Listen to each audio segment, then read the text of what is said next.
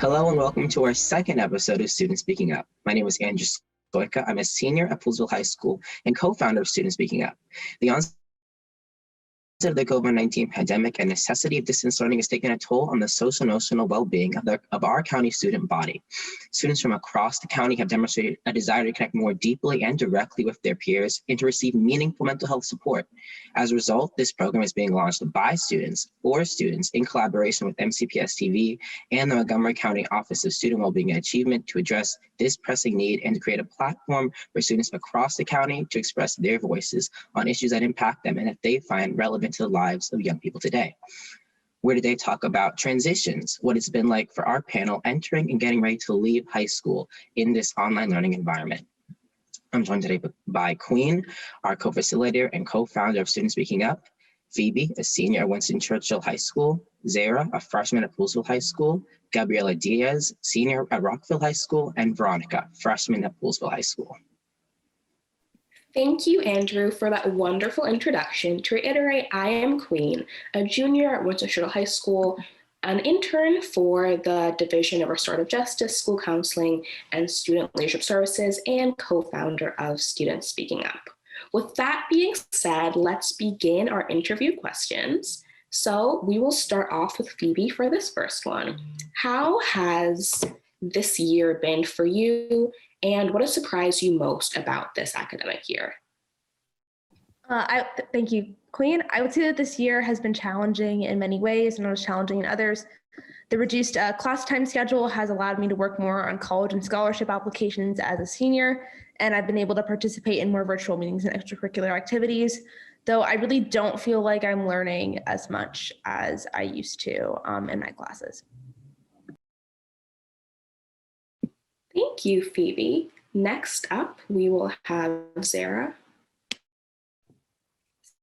So personally, it was surprising how big of a step it was to go from middle school to high school, especially now that everything is virtual, because the workload and the stress just came on really quickly and engagement became hard to maintain. So it's harder to keep up with school, but it is surprising how much support is there now with virtual school.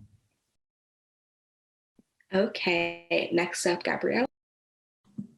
Yeah, so this year was really unexpected for me, and I think it was really unexpected for everyone. It's just been filled with so much uncertainty, especially with returning back to school and the possibilities of having hybrid plans. I think what surprised me the most about this academic school year was the prioritization of mental health, especially coming from the teachers. At least from my experience, my teachers were a lot more lenient and understanding of situations this year than in past years. And so I've really enjoyed the incorporation of mental health into our classes, whether it's been through Google Form, check-in, or commenting in the chat. I've really just found a safe space to be more vulnerable with my teachers and classmates. Thank you, Gabriella. And last off, Veronica. This year has, without a doubt, been one of the most challenging and demanding I've ever experienced, but it's offered some unique opportunities to reflect on myself and my study habits. Something that has shocked me for sure is how quickly online learning has become normal. I don't even think twice about the fact that I'm attending school from a laptop in my living room during a global pandemic anymore. Yeah, so I'm hearing lots of people talk about the challenges of online learning and entering and leaving high school and kind of what that presents. So kind of going off of that, what's it been like to go through the beginning or end of your high school career virtually, and what unique challenges have you faced during this transition period? Let's start with Veronica at this time. It's been a strange transition into high school. Sometimes I forget that I'm in high school because it feels like I never really formally parted from middle school.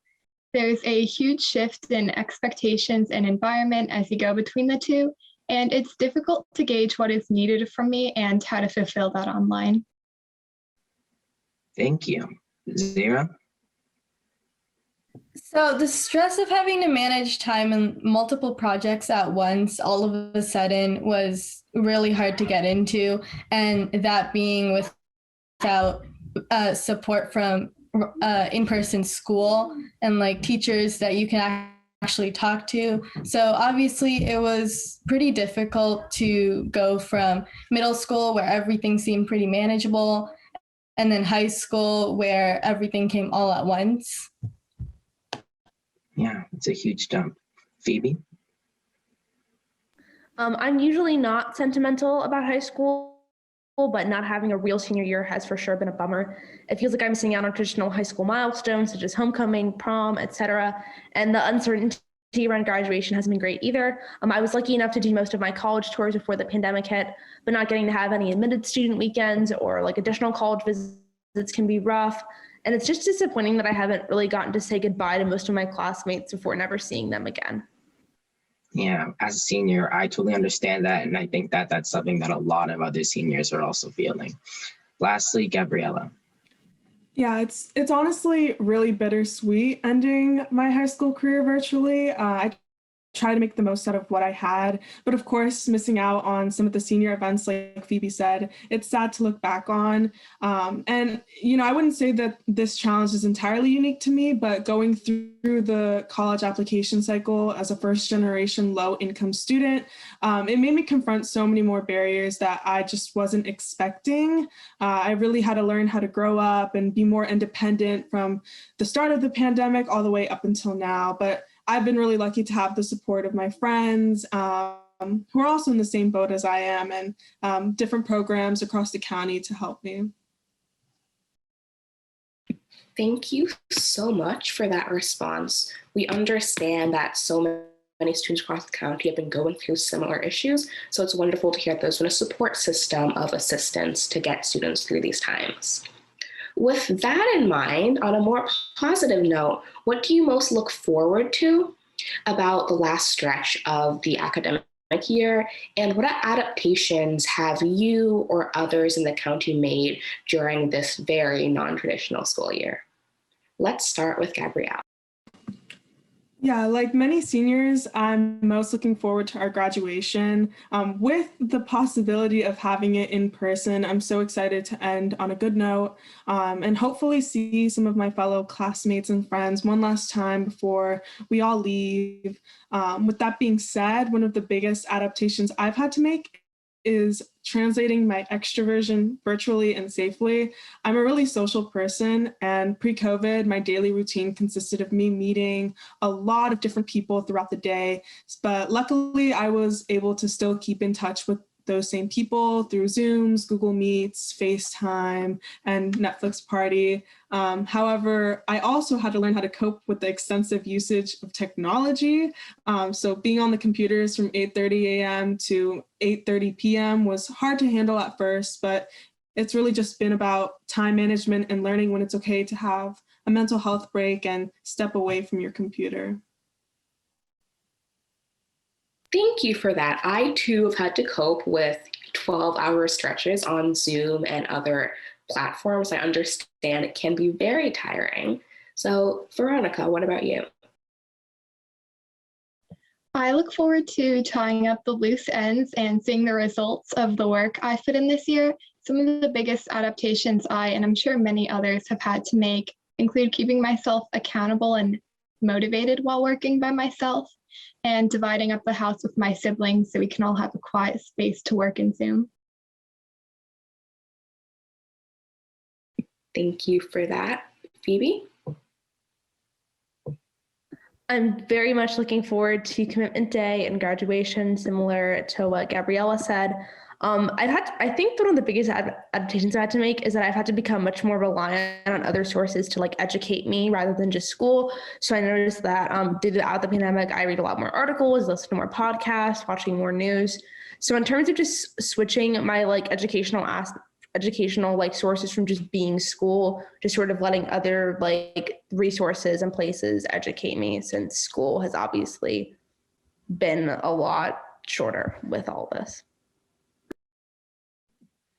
It's nice to hear that the unfortunate nature of the pandemic has also led to more education, more research, and just more interaction with others. So to finish it all up, we can have Sarah go. So I'm also going back to school, and I am excited to meet my teachers in person just because of how excited they have been to meet us and the energy that they've been maintaining through all of this. A lot of people have adapted to waking up at 9 a.m. and it's almost become a struggle to wake up that late, if you would say that. But now many of us are going to have to like start waking up at 6 a.m. and that's going to be a first for a lot of people. Thank you. Yeah, I know that's definitely a big change, especially I know coming from Poolsville, at least for me. I know that for a lot of students, we have to, go on those buses and that takes a while and you have to wake up like 5 in the morning for that, 6 in the morning. So that's a huge change that definitely a lot of people are going to have to deal with. But stepping back a little bit, so just talking about changes to the school year and things that possibly students are not getting the same of from previous years. Do you feel as though you've lost critical parts of your high school experience because of the pandemic? Why or why not?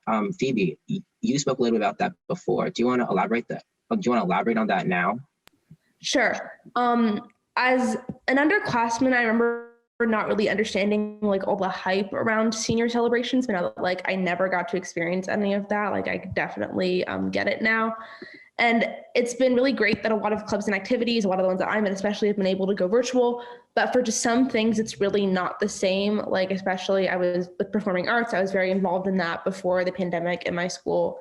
And then when COVID happened, all of that stuff has just sort of been shut down because there's just kind of not a way to replicate it virtually. Even if you do, it's just nowhere near the same. Yeah, I feel like that there's been a lot of things that students didn't anticipate that would be different, that now that we're online, it's a whole nother experience. Gabriella? Yeah, I'm on the same boat as Phoebe. We missed out on a lot of the typical senior activities like senior breakfast, senior sunrise, homecoming, powder puff, and prom. And I know that we were all looking forward to all of those things. Every year in my school, I go to Rockville, our senior class actually gets Burger King crowns, just basically implying that we're like the kings of our school now.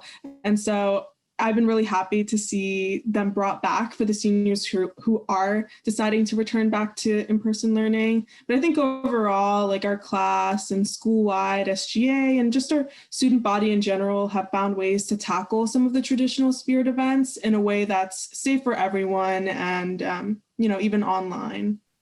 Yeah, despite not us being able to do some of that same kind of stuff. It's been, I think, really great to see the adaptability of our class, what our SJs have been doing to try to just adjust and try to give people the same kind of experiences.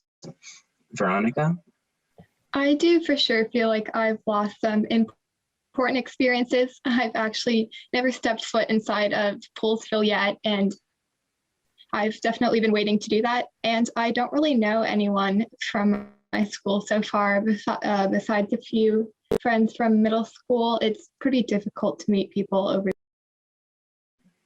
Yeah, it's much harder to try to connect to people. I mean, obviously in those online classes, most of the time we're just really listening and there's really not that much time for us to just talk with other people. So that's 100% been a challenge I think that many people have been facing. Finally, Sarah. So I would also unfortunately say that I have missed critical parts of my freshman year just because I would love to like meet and interact in a normal way with teachers and other students. We created a Discord server, which definitely helped with meeting other people. But then I'm part of the Global Ecology Studies program, so we missed like over 20 field trips to farms, museums, parks, islands, all that stuff. So definitely wasn't a great feeling missing all of those because ninth grade is supposed to be when we do most of them. But overall, I guess the teachers' motivation and excitement trying to keep us going through this year has been really helpful. I am sure so many other students at the county understand your struggle, because obviously your freshman year is when you're introduced to a school building and your teachers and all the classmates you'll be seeing for the next 4 years. And it's definitely hard to get a start later on at the end of your freshman year or even your sophomore year for those who aren't going back. And we all do know that field trips are such an exciting part of your freshman year and other years in high school. So that is unfortunate. But speaking of the differences and challenges that you have been facing thus far, has online learning made you more aware of the educational issues and inequities students in MCPS face? And if so, how and in what way? Let's start with Zara again. So aside from the fact that not everyone can be expected to have a PC or strong Wi-Fi at home, and not everyone obviously just has a nice quiet place to sit, do homework, or be in Zoom. Not everyone learns the same, and that was really shown through virtual learning. So not everyone, personally, I'm not as motivated or engaged in class, and so people who may learn differently or have a harder time learning than I do would have struggled a lot more, which can definitely be seen through virtual learning. Teachers can't really individualize or look at individuals or see how they're feeling or doing. So that's probably been a really big problem with Zoom. I definitely understand that. It has been harder to get individual teacher support, just one-on-one time, although I do understand that teachers have been trying to open office hours, meet before and after school. If you're not physically in the building, it is much harder to connect and have those conversations and really elaborate and say what extra help that you need. With that being said, Gabriella, what about you? Yeah, throughout this pandemic, I, along with so many other students, have noticed the deep systemic issues that many students in MCPS face, especially during the summer when there were various Instagram pages titled, Black at Whitman, Black at Rockville, Black at Sherwood. It wasn't a shock at all. A lot of the students coming from marginalized groups were already aware about these issues, but the fact that we were able to use social media to amplify these voices in a way that was making MCPS staff actually react was truly empowering. There's still a long way to go, especially with things like the opportunity gap, communication with students in the ESOL and special education programs, and the talk about SROs in schools. But going online has really given us space for students to speak up and join and start initiatives that are directly tackling these educational issues and inequities MCPS students face. It is wonderful to hear how you and other students feel about the difficult but courageous conversations that students across MCPS have been trying to have. And it also showcases the issues that have existed for generations within MCPS and how going online did to a certain extent highlight them.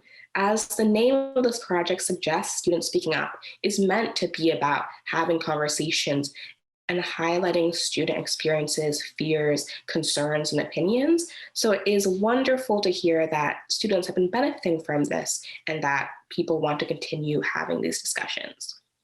With that being said, Veronica, what's your answer? Learning online has definitely shed some light on issues within MCPS. I have a friend who's incredibly smart and talented, and over the course of virtual learning, I've seen them struggle in classes they normally would have no trouble in, because no matter how hard they try, they just can't learn and process things over Zoom. And I've also struggled with feeling disconnected from my teachers and not having the same resources available online as I would if things were in the building.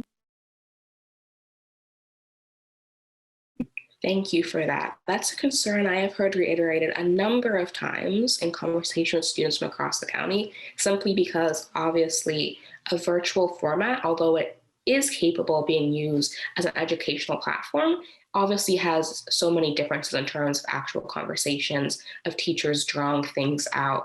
And a lot of our auditory and kinesthetic learners really do need other forms of support. But it has been wonderful to see how teachers have been trying to adapt to this format as well. But to finish us off, Phoebe. The answer to your question for me is absolutely. Seeing people in affluent areas constantly be traveling, not social distancing, just like a general sense of not taking the pandemic seriously has just been really infuriating, especially when it's at the expense of low-income students.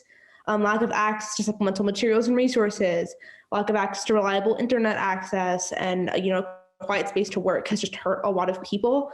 It does irritate me that it seems like MCPS has just let curriculum take a back seat. I don't think we're really talking about the impact of the loss of learning for so many students, but obviously the main goal for a lot of people is just to survive. And I'm glad that MCPS has been focused on that, especially in terms of providing food and meals to students that don't only get them at school, but aren't going to school in person. So they've been able to figure out ways to distribute food to those students. That was the first thing that they did.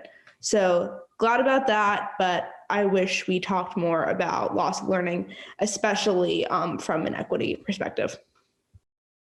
Thank you for bringing up the loss of learning and also the opportunity gap and the different mindsets that students have depending on their zip code or their cluster from within the county. As a student who does go to Churchill, I do understand where you're coming from about the mindset and how much money you earn or where you live does truly affect how much you have been affected by the pandemic. Thank you all for answering our questions and having these conversations with us. Now that our interview is unfortunately coming to an end, I would like to reiterate the purpose of Student Speaking Up. I, my co-founder, and our wonderful staff sponsor really wanted to showcase how the pandemic and resulting isolation has affected students from across MCPS, and also showcase the similarity of the issues these students face. As we continue with the series, we want to encourage all of you to participate in programs like this, elevate the student voice, elevate the student experience, and go to tinyurl.com/studentspeakingup, all lowercase, and fill out our interest form to participate in any future episodes that we have. We would love to include your strengths as our audience and your story in our program. Our Student Speaking Up team would like to thank our interviewees, MCPS TV, and the county's wonderful student well-being and achievement team for all of the support that we have received in filming these first 2 episodes. We ask that you continue using your passion as our interviewees and time to set an example and hopefully inspire future MCPS students. So thank you and have a great day.